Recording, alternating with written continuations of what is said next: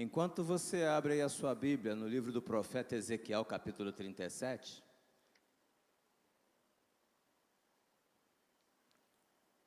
versículo 3,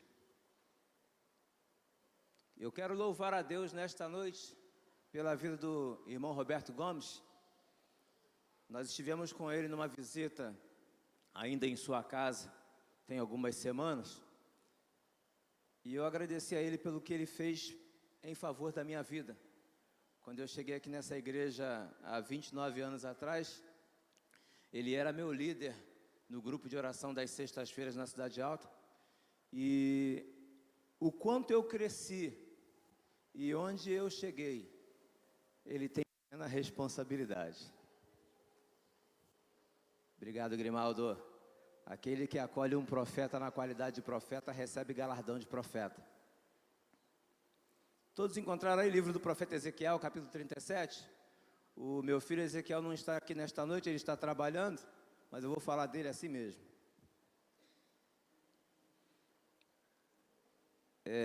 O Ezequiel, meu filho, que vai fazer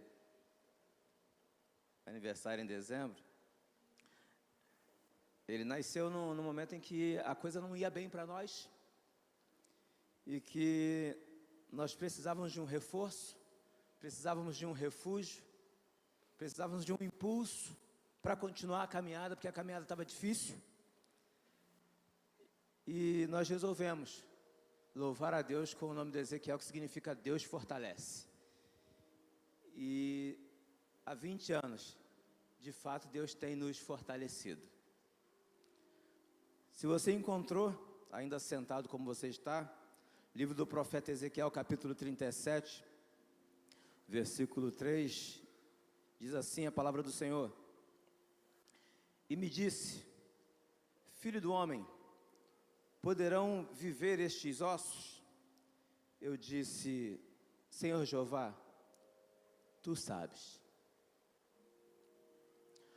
A expressão filho do homem que é usada aí neste livro do profeta Ezequiel, derivada do hebraico Ben Adam, significa ser humano, pessoa normal, comum. Lá na frente nos evangelhos, Jesus também utiliza essa expressão a respeito de si mesmo, para mostrar que ele era ser humano, gente igual a gente. O chamamento do profeta Ezequiel, ele acontece no capítulo 2, e Deus já o chama assim de filho do homem, para mostrar a sua misericórdia. E o profeta Ezequiel é levantado por Deus para profetizar a uma nação que, segundo a expressão do próprio Deus, de dura cerviz e obstinada de coração. Mas Deus tem misericórdia. O povo andava errado. Se o capítulo 1 vai dizer que no ano 30, Ezequiel teve talvez a primeira revelação.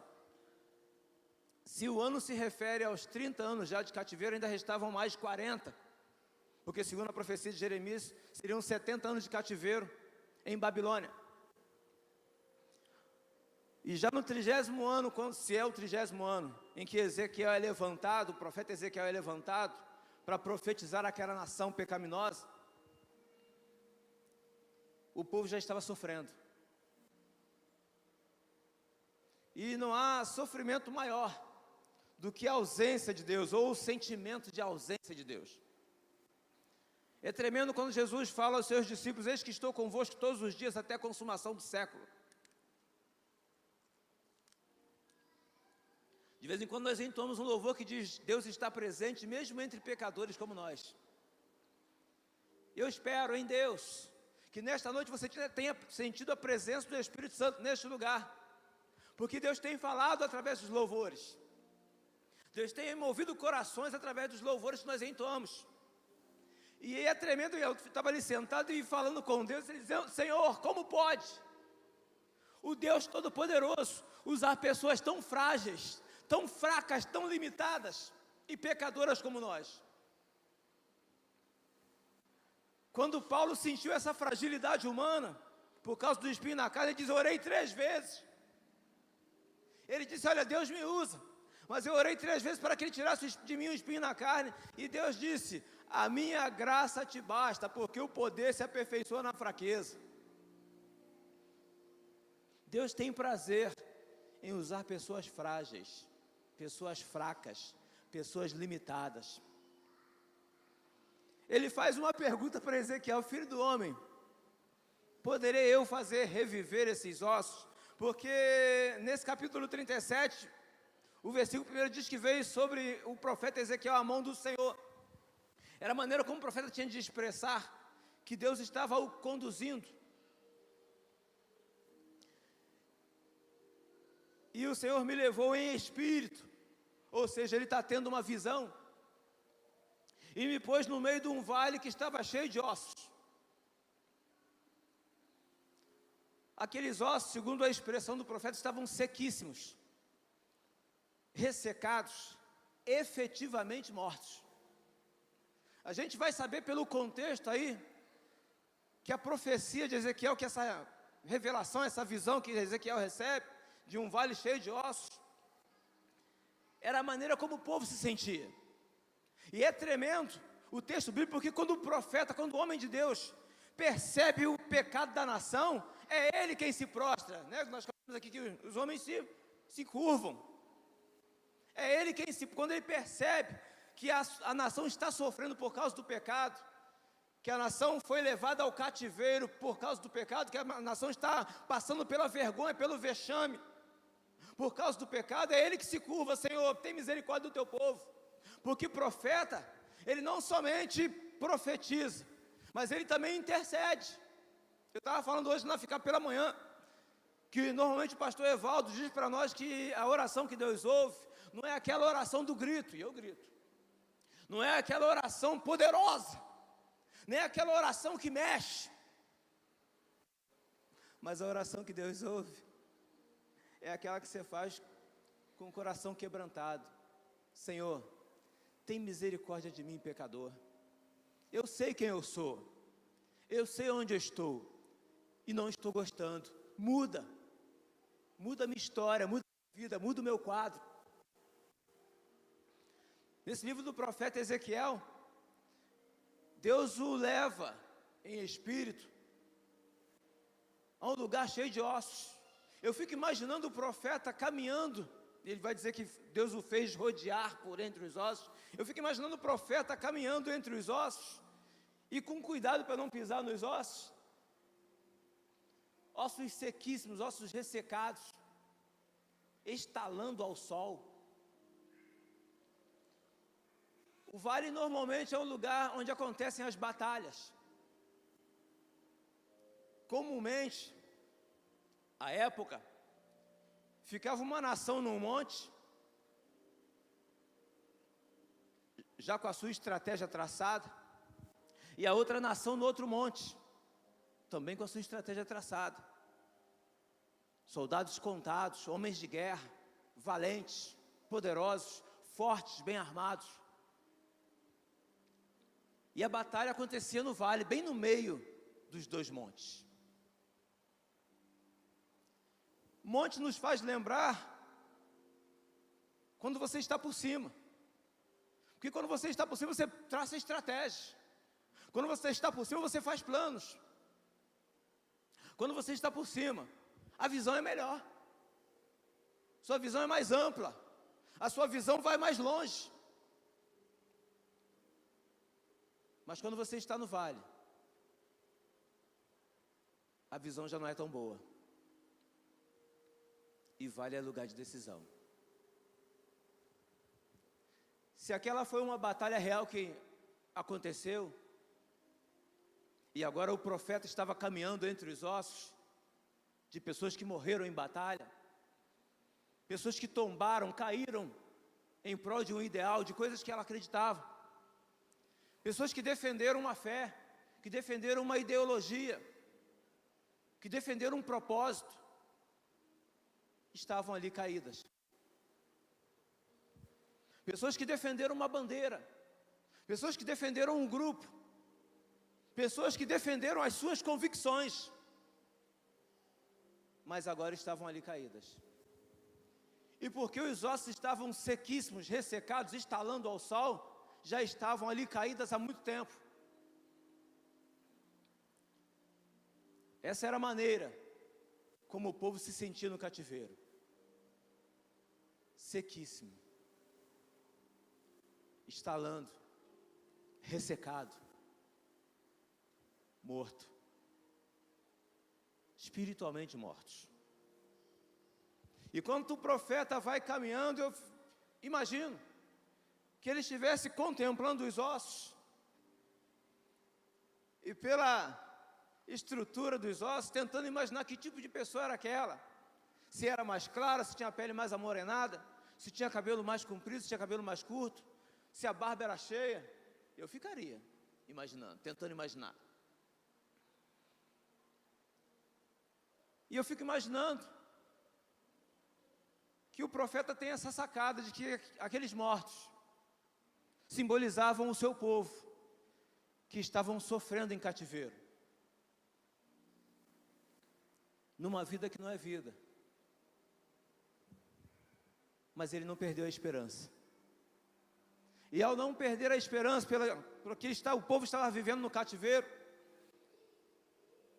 talvez aquele profeta tenha ido para o joelho, tenha ido para o momento da oração.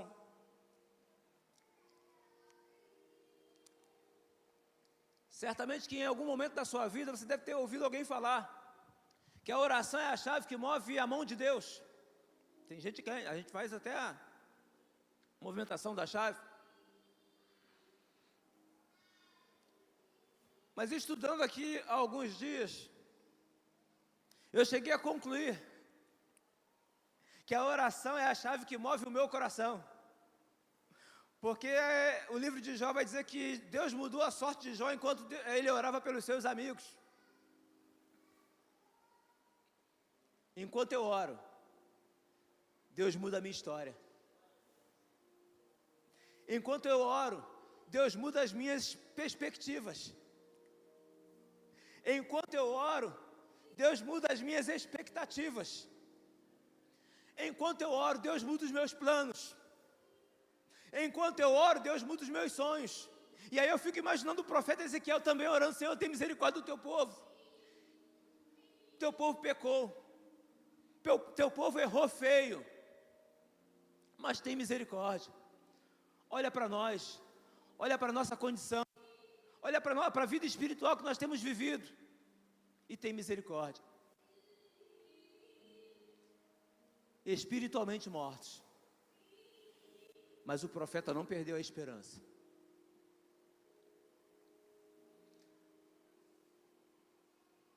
Lamentavelmente,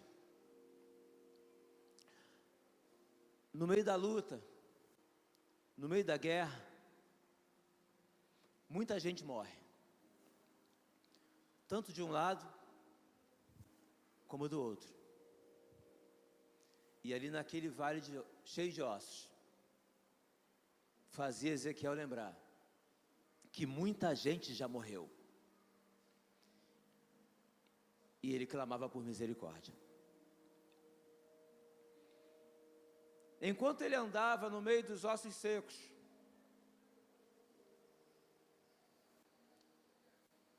o Senhor lhe pergunta: Filho do homem, poderei eu fazer reviver esses ossos?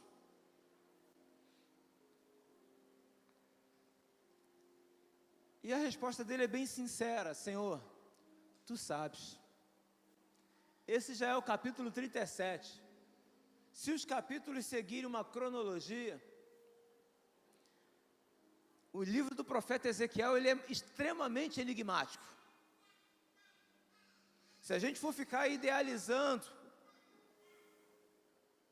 tentando visualizar as revelações que ele tem e as coisas que Deus mostra para ele, vai ficar complicado para nós. Mas ao longo dessa caminhada com Deus, ele já sabe que Deus tem poder para fazer qualquer coisa, que Deus tem poder para mudar toda e qualquer situação. E a resposta sincera que chega ao coração dele: Senhor, tu sabes.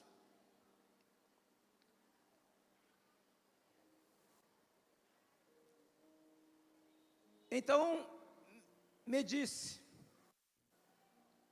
profetiza sobre esses ossos e diz-lhes: ossos secos, ouvi a palavra do Senhor.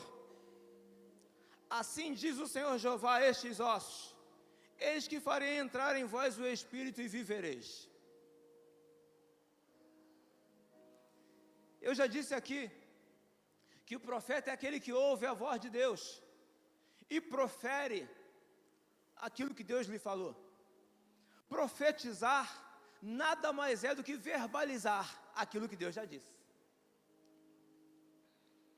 E Deus está dizendo: eis que farei entrar em vós o Espírito e vivereis. E Ele diz até como vai fazer, e ainda nos dá o passo a passo do que Ele vai fazer. E porei nervos sobre vós, e farei crescer carne sobre vós, e sobre vós estenderei pele, e porei em vós o Espírito e vivereis, e sabereis que eu sou o Senhor. Eu não sei como você imagina aí na sua mente, na sua cabeça, o profeta Ezequiel profetizando. Talvez na sua mente você imagine o profeta dizendo assim: ossos secos,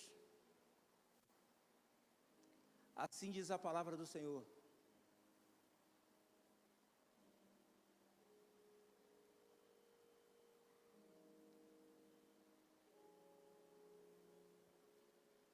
Faça-se acontecer. Juntem ossos, um ao outro. Se coloquem de pé. Porque Deus vai fazer juntar tendões, juntar carne, colar pele.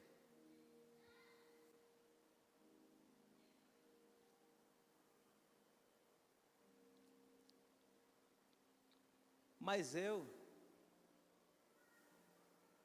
vejo de uma outra forma o profeta Ezequiel profetizando. Porque quando eu leio o texto, eu me coloco no lugar do personagem principal. É a única maneira que eu tenho de entender o texto que eu leio.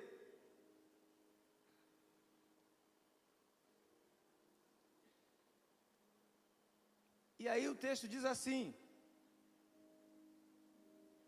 versículo 7, profetizei, como se me deu ordem, e houve um ruído enquanto eu profetizava.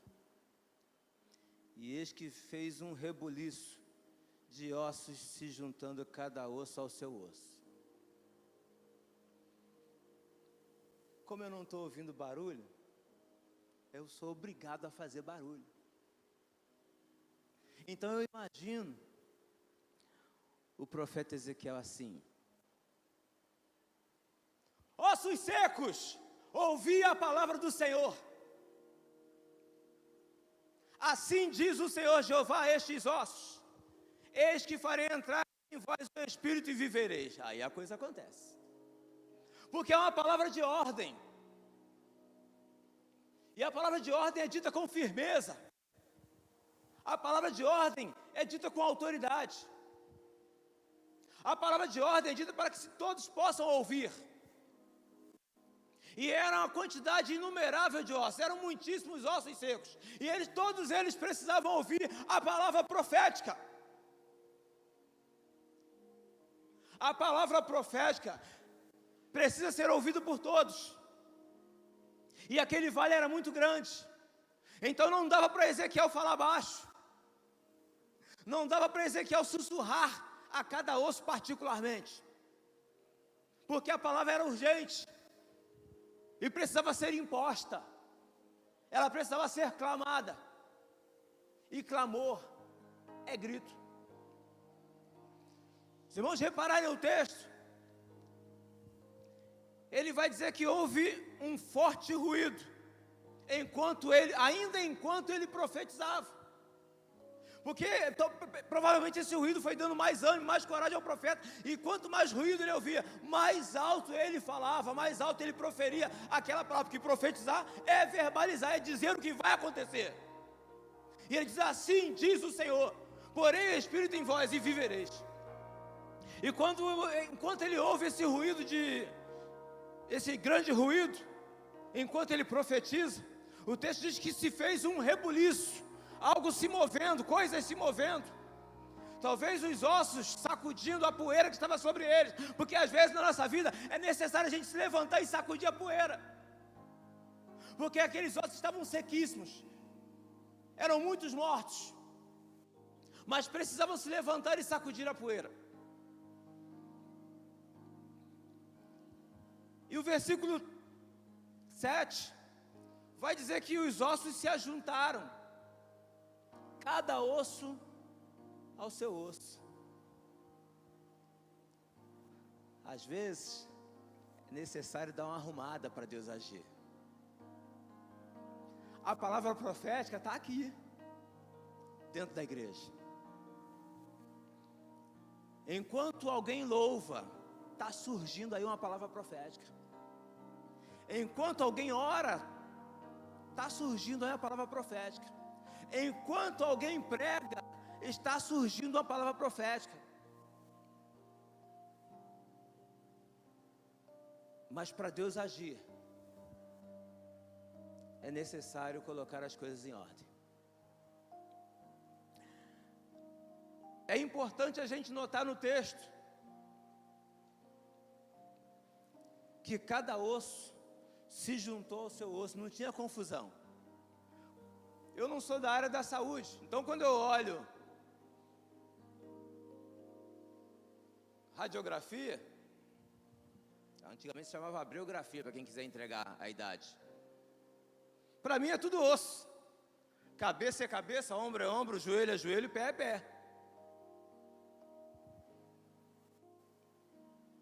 Se deixasse por minha conta, eu ia até ajudar a organizar, mas ia misturar. Mas quem faz essa organização e quem organiza é o próprio Deus. Pelo seu poder, Ele vai organizando cada osso ao seu próprio osso. Porque devia estar espalhado. Pode ter em algum momento ter passado um vendaval, uma tempestade de areia, e o osso que era daqui já foi para 30 metros depois. A cabeça que era desse foi para o outro. O pé que era daqui foi para lá. Mas Deus trabalha organizado. E aí é Ele quem organiza cada osso ao seu osso. E aí o versículo 8 diz que eu olhei, e eis que vieram nervos. Numa outra tradução, tendões. E cresceu carne. E estendeu pele. Mas ainda não havia o Espírito. O versículo 9 vai dizer: e ele me disse: profetiza ao Espírito, profetiza, ó Filho do Homem, e dize ao Espírito: assim diz o Senhor Jeová. Novamente ele chama o profeta Ezequiel de filho do homem, ou ser humano. Profetiza, ser humano. Você é limitado, você é quebrantado, você é debilitado, você é ser humano. Mas profetiza, porque enquanto você profetiza, quem age sou eu. Enquanto você libera a palavra, quem faz sou eu. Enquanto você verbaliza, sou eu quem opera. Profetiza, filho do homem. Eu não sei o que está morto aí na sua vida. Eu não sei se você perdeu a esperança. Eu não sei se você desanimou, mas nesta noite, em nome de Jesus, profetiza. Verbaliza aquilo que é a sua necessidade. Senhor, estou morto. Senhor, o pecado me consumiu. Senhor, eu estou quebrado. Verbaliza. Assim diz o Senhor Jeová: vem dos quatro ventos, ó Espírito, e assopra sobre estes mortos, para que vivam.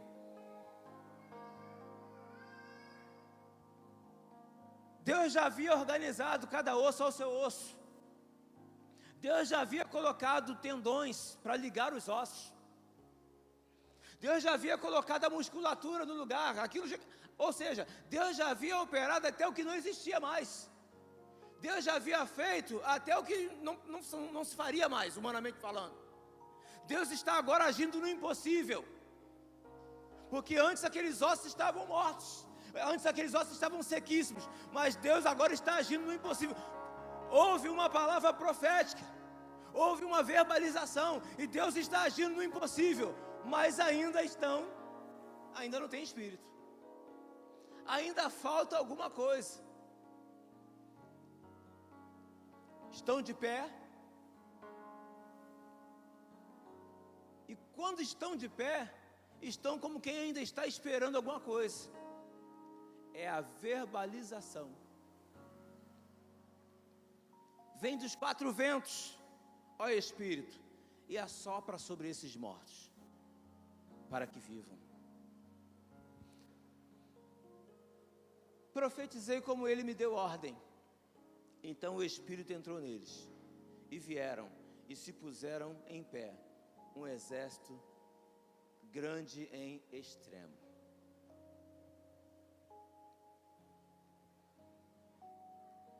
Nada acontece aí nesse texto por ação dos ossos.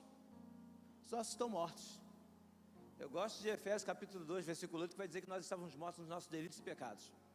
Pela graça sois salvos mediante a fé. Isso não vem de vós, é dom de Deus. Não de obras, para que ninguém se glorie. Não há absolutamente nada que você possa fazer. É Deus operando no impossível, mediante a palavra profética. Aqueles ossos estavam sequíssimos, sem vida, jogados, revirados, misturados. Mas Deus ainda mantinha a sua misericórdia. Quando ele lança essa pergunta ao profeta, ele conhece o coração do profeta, conhece o entendimento do profeta, e na sinceridade diz: Senhor, se fosse eu diria: Senhor, só um milagre. Porque há situações em que só um milagre. Humanamente é impossível. Humanamente não vai dar. Humanamente eu não consigo. Humanamente eu não posso. Por isso a minha resposta: Senhor, só um milagre. Por isso, conhecendo o seu profeta, é que Deus manda profetizar. É que Deus manda verbalizar. Profetiza.